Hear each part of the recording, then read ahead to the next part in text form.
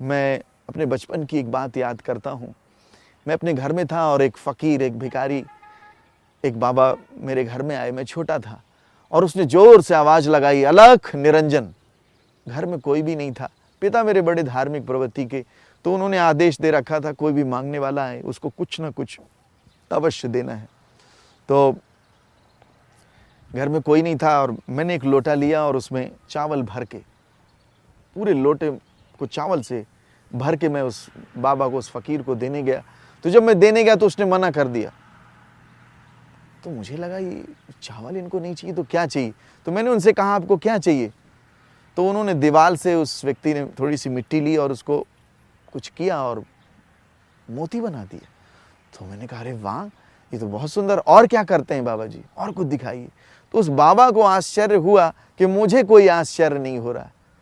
तो बाबा ने मुझे देखा और उसने फिर उस मोती को ऐसे ऐसे घुमाया और उसको अंगूठी बना दिया। तो मैंने कहा कि अरे वाह, और क्या करते हो, तो बहुत सुंदर, और कुछ दिखाइए। तो बाबा ने कहा बस अब मुझे 500 रुपये दो। तो मैंने कहा बाबा जी आपने मिट्टी से मोती बनाया, मोती से अंगूठी बना ली, अब एक काम करिए 500 रुपये भी बना लीजिए। तो वो बिल्कुल डर गया और वो बाबा जो है वो भागने लग गए। तो मैंने कहा अरे रुकिए, आप 500 रुपये बनाइए। लेकिन नहीं, उनके चेहरे से मैंने वो नकाब खींच लिया। प्रियो, ईश्वर इन सारी चीज़ों में विराजमान नहीं है। ईश्वर एक बहुत अलग बात है। एक राजा था और उसके यहाँ एक दिन 2 दर्जी आए और दोनों दर्जी अत्यंत चालाक थे और बड़े ठग थे। उन्होंने कहा राजा जी से कि हम स्वर्ग से धागा लाकर पोशाक बनाते हैं और जिस पोशाक को देवता गण पहनते हैं। और राजा ने कहा भाई ठीक है, एक पोशाक मेरे लिए भी बनाओ और तुम दोनों को मैं मुंह मांगा इनाम दूंगा। तो दर्जियों ने कहा ठीक है महाराज, हम लोगों को 50 दिन का टाइम दीजिए और इस पोशाक की एक ख़ास बात है जो हम आपको बता दें कि ये पोशाक जो है ये मूर्खों को बिल्कुल भी दिखाई नहीं देगी। मूर्ख आदमी इस पोशाक को बिल्कुल भी देख नहीं पाएगा। तो राजा इस बात को सुनकर और खुश हो गया। उसने सोचा ऐसे तो हम अपने राज्य के सारे मूर्खों को भी पहचान लेंगे। तो दोनों दर्जियों ने पोशाक एक बंद कमरे में बनाना शुरू कर दी। देर रात तक दोनों खटर पटर लगे रहते। एक दिन राजा ने अपने मंत्री को भेजा। उसने कहा जाओ और देखो जाकर के पोशाक कैसी बन रही है। मंत्री कमरे के अंदर गया और मंत्री को अंदर आते देखकर एक दर्जी ने तुरंत कहा कि मंत्री देखो क्या पोशाक है और देखो क्या ही सुंदर रेशा है। पर मंत्री को तो कुछ भी दिखाई नहीं दिया, लेकिन उसे वह बात याद आ गई कि ये पोशाक किसी मूर्ख को दिखाई नहीं देगी। मंत्री ने कहा बहुत सुंदर, अरे वाह वाह वाह, बहुत सुंदर। और आकर राजा जी को ये बात बताई कि राजा जी आपकी पोशाक जो है वो बहुत सुंदर बन रही है। राजा बहुत खुश हुआ और एक दिन राजा भी अपनी पोशाक देखने गया। उसे भी कुछ दिखाई नहीं दिया, परंतु वह चुप रहा और मन में सोचने लगा कि मंत्री मुझसे ज़्यादा बुद्धिमान है, शायद तभी उसे ये पोशाक दिखाई दे रही है। मैं नहीं देख पा रहा हूँ, इसका मतलब है कि मैं मूर्ख हूँ। और अगर मुझे पोशाक नहीं दिखाई दी, ये बात जनता में पहुंच गई, ये संदेश अगर जनता में चला गया कि राजा को ये पोशाक नहीं दिखाई देती है, तो लोग यही मानेंगे कि मंत्री ज़्यादा बुद्धिमान है और राजा मूर्ख है। इसलिए यहाँ कोई प्रश्न करना व्यर्थ है। राजा ने अपने आप को मूर्ख जानते हुए स्वीकार कर लिया कि पोशाक तो बन रही है पर मुझे नहीं दिखती क्योंकि मैं मूर्ख हूँ। इस प्रकार राजा जो है वो चुप रहा। पोशाक बनकर तैयार हो गई। दोनों दर्जियों ने राजा जी से कहा कि कल हम राजा जी जनता के सामने आपको दिव्य पोशाक पहनाएंगे जिसको देवतागण पहनते हैं। तो राजा जी की सवारी निकलेगी, ऐसा उन्होंने कहा। और दूसरे दिन राजा को तथाकथित दिव्य पोशाक पहनाई गई जो किसी को नहीं दिख रही थी और कोई भी बोल नहीं रहा था इस डर से कि कहीं हम मूर्ख साबित ना हो जाएं। और इस डर के मारे किसी ने भी कुछ नहीं कहा और दिव्य पोशाक राजा जी ने पहनी। राजा जी दूसरे दिन सब जनता के सामने नंग धड़ंग उस पोशाक को पहन के प्रकट हुए और सारी जनता वाह वाह कर रही थी कि वाह वाह, राजा जी की क्या पोशाक है, राजा जी कितने सुंदर लग रहे हैं। किसी की भी बोलने की हिम्मत नहीं हुई, क्योंकि सब डर रहे थे कि कहीं हम मूर्ख साबित ना हो जाएं, कहीं हम अज्ञानी साबित ना हो जाएं। प्रियो, न मंत्री ने कहा, न राजा ने कहा, न जनता ने कहा, इस डर से कि कहीं हम मूर्ख साबित ना हो जाएं। प्रियो, अभिव्यक्त करना सीखें, बोलना सीखें। विश्वास अच्छा है, अंधविश्वास अच्छा नहीं है। मैं एक बात जानता हूं, अज्ञात का डर है, ज्ञात का कोई डर नहीं है। और जहां अज्ञात है वहां अंधकार है, और जहां ज्ञात है वहां प्रकाश है, रोशनी है, वहां ज्ञान है।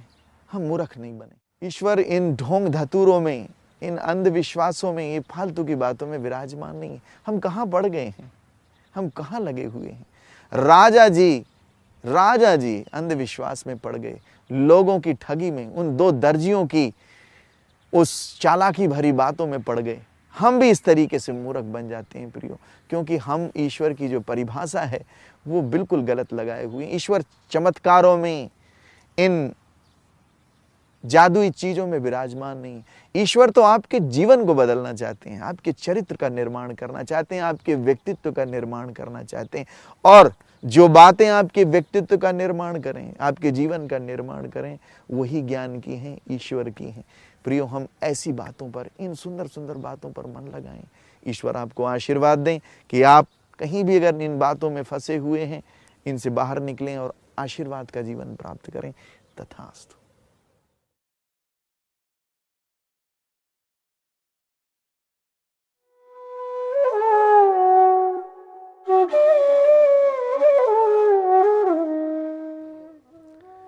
दयाहीनम निष्फलम स्यान्नास्ति धर्मस्तु तत्र ही एते वेदा अवेदाः स्युर दया यत्र न विद्यते। दयाहीन काम निष्फल है, उसमें धर्म नहीं। जहां दया न हो वहां वेद भी अवेद बनते हैं। न च विद्या समो बंधु न च व्याधि समो रिपुः न चापत समो स्नेहा न च धर्मो दयापरा।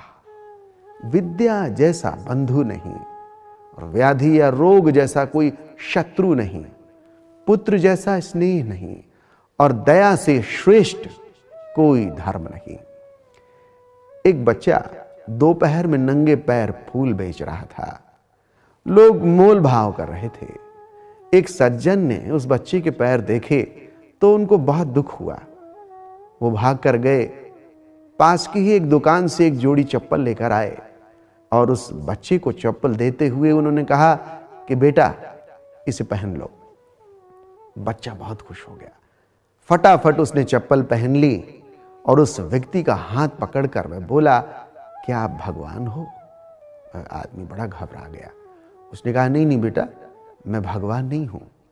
तो उस बच्चे ने कहा, तब जरूर आप भगवान के दोस्त होंगे, क्योंकि कल रात मैंने प्रभु से, भगवान से प्रार्थना की थी कि भगवान मेरे पैर धूप में बहुत जलते हैं, मुझे एक जोड़ी चप्पल दिलवा दो।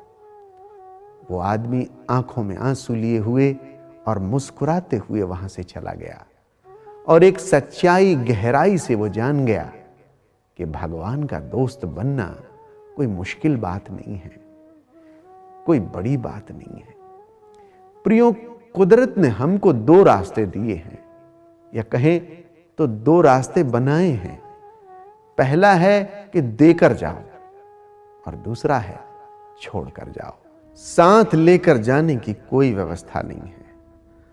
परमेश्वर सबके साथ इंसाफ करता है, सबके साथ एक जैसा, कोई फर्क नहीं। सबको खाली हाथ भेजता है और खाली हाथ बुलाता है। यही उसका इंसाफ है। संत कबीर एक सुंदर बात कहते हैं कि कबीरा ते नर पीर हैं जे जानहि पर पीर, और जे पर पीर न जानहि ते काफिर बेपीर। अर्थात जो दूसरों की पीड़ा और दर्द को समझते हैं वे ही संत हैं, पीर हैं। पर जो दूसरों के दर्द और पीड़ा को नहीं समझते वे संवेदना विहीन हैं। जिनमें संवेदना नहीं वो काफिर हैं, वे अधर्मी हैं। राजा सुलेमान नीति वचन अध्याय 3 में कहते हैं, मेरे पुत्र, करुणा और सच्चाई तुझसे कभी अलग ना हो। तू उनको अपने गले का हार बनाना और उनको अपने हृदय पटल पर लिख लेना। तब तू परमेश्वर और मनुष्य दोनों की दृष्टि में कृपा का पात्र होगा। तू अति बुद्धिमान बनेगा। तेरे जीवन के दिन और वर्ष और बढ़ेंगे और तेरा अधिकाधिक कल्याण होगा। प्रभु यीशु ने अपने चेलों से कहा, मैं तुम्हें दास या सेवक नहीं कहता। I do not call you servant. मैं तुम्हें अपना दोस्त कहता हूं, अपना मित्र कहता हूं। I call you my friend. क्योंकि दास नहीं जानता कि उसका मालिक क्या करता है, परंतु दोस्त जानता है। मैंने तुम्हें अपना दोस्त कहा है। दोस्त का मतलब बड़ा प्यारा है। जहां दो स्तर एक हो जाएं, जहां पर वो दो नहीं बल्कि एक हों। क्योंकि लड़ाइयां दो में होती हैं, द्वंद्व दो में होता है, विवाद दो में होता है, एक में नहीं। इसीलिए प्रभु यीशु कहते हैं, मैं तुम्हें दोस्त कहता हूं। यह दोस्त शब्द बड़ा गहरा है। संत मत्ती अध्याय 15 के 32वें श्लोक में प्रभु यीशु एक सुंदर बात कहते हैं। अनंतरम यीशु शिष्यान स्वसमीप माहूय जगाद मनुष्येष्वेतेषु कारुण्यम ममोदपद्यते यतश्च आदिनत्र यानमम सानिध्य धावत तिष्ठान्ते भक्ष्यन्तु तेषाम किमपि नास्ति मार्गे ते मूर्छाम यासयन्तीति भयाद हम तान अकृतहारान वित्रशटूम नेक्षामि। अर्थात यीशु जी ने अपने शिष्यों को बुलाकर कहा कि मुझे इस जनसमूह पर दया आती है, क्योंकि ये लोग 3 दिन से मेरे साथ हैं और इनके पास खाने को कुछ नहीं है। मैं इन्हें भूखा घर नहीं भेजना चाहता। कहीं ऐसा ना हो कि मार्ग में भूख के कारण ये मूर्छित हो जाएं। प्रभु ने जब भीड़ को देखा तो उनको भीड़ पर दया आई। अगर हमारे अंदर प्रभु हैं तो हमें दया और करुणा आएगी। कुछ परिस्थितियों में हमें गुस्सा आती है, तो कुछ परिस्थितियों में हमें दुख होता है, पर जब करुणा जगे तो जान लेना प्रभु का भाव है। और जब जब प्रभु घटित होंगे तो करुणा जगेगी, दया आएगी। प्रभु कहते हैं, तुम इस पृथ्वी लोक में नमक के समान हो, तुम इस संसार की ज्योति हो, और तुम्हारी ज्योत मनुष्यों के सन्मुख ऐसी चमके कि तुमको देखकर, तुम्हारे भले कामों को देखकर इस संसार के लोग उस परम पिता सृजनहार का शुक्रिया अदा करें। तुमको देखकर लोग परमेश्वर के निकट आएं। हम इस संसार में हैं प्रियो, इस मृत्यु लोक में हैं, और हमारी सांसें और समय बिल्कुल सीमित हैं।